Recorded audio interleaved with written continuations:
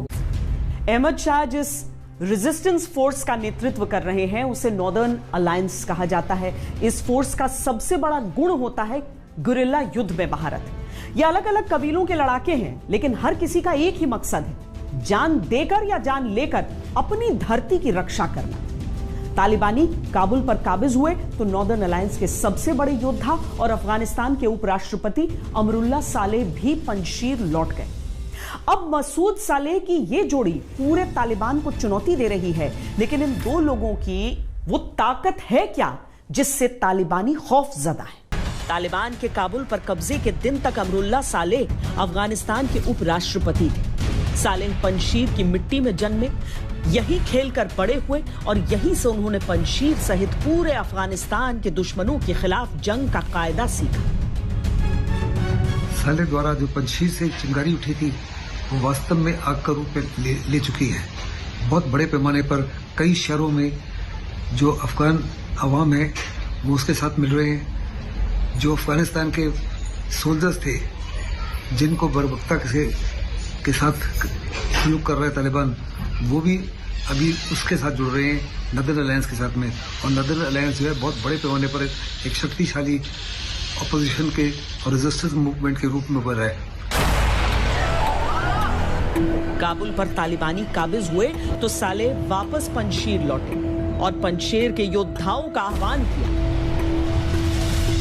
और ऐलान किया कि गोली सीने पर खाएंगे, लेकिन तालिबान की गुलामी मंजूर नहीं।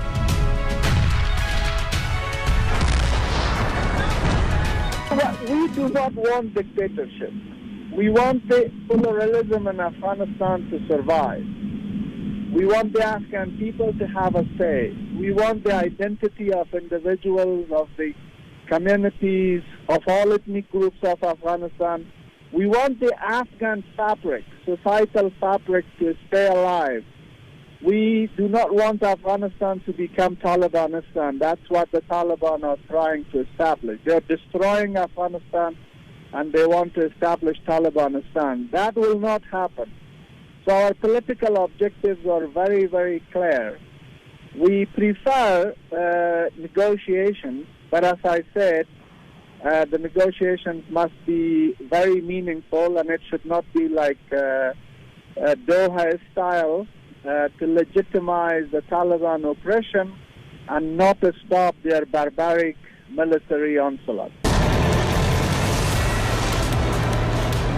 अमरुल्लाह सालेह की यह हुंकार तालिबानी सत्ता को खुली चुनौती और चुनौती पंजशीर के शेर की चुनौती मानी जा रही है। वैसे भी पंजशीर में शीर का अर्थ शेर ही होता है।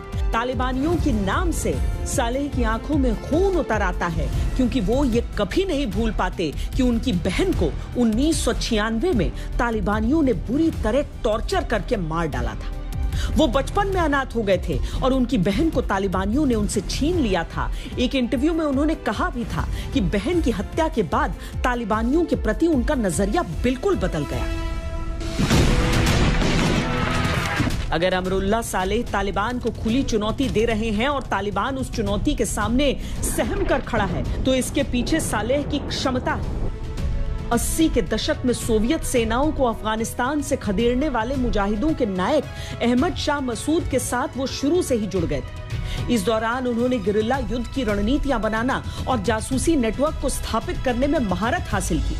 2001 में जब अमेरिका ने तालिबान पर हमला किया तो सालेह की युद्ध और इंटेलिजेंस क्षमता अमेरिका के लिए वरदान साबित हुई। उन्होंने CIA के साथ मिलकर काम किया और तालिबान शासन पार्ट 1 की कब्र खोदने में सबसे बड़ी भूमिका निभाई।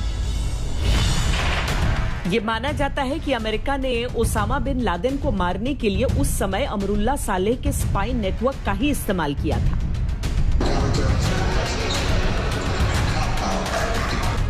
अमरुल्लाह सालेह पंजशीर में लौट आए हैं और अहमद मसूद के साथ हाथ मिला चुके हैं। अहमद मसूद उन्हीं के सरपरस्त और जंगी इतिहास के आदर्श अहमद शाह मसूद के बेटे हैं। यानी स्पष्ट है कि अहमद शाह मसूद की विरासत से जुड़े अहमद मसूद और अमरुल्लाह सालेह अब एक हैं और उनके साथ है पंजशीर की जनभावना।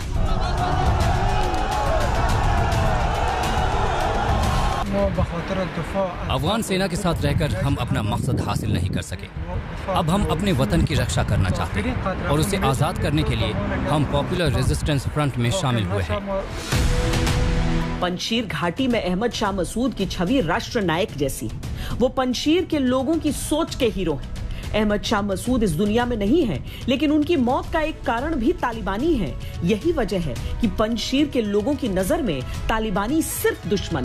तालिबान शासन न रहने के दौरान पंजशीर के लोगों ने खुद को तालिबान के लिए ही तैयार किया था, और अब जब फिर से तालिबान लौटा है तो पंजशीर का गुस्सा भी लौट आया है।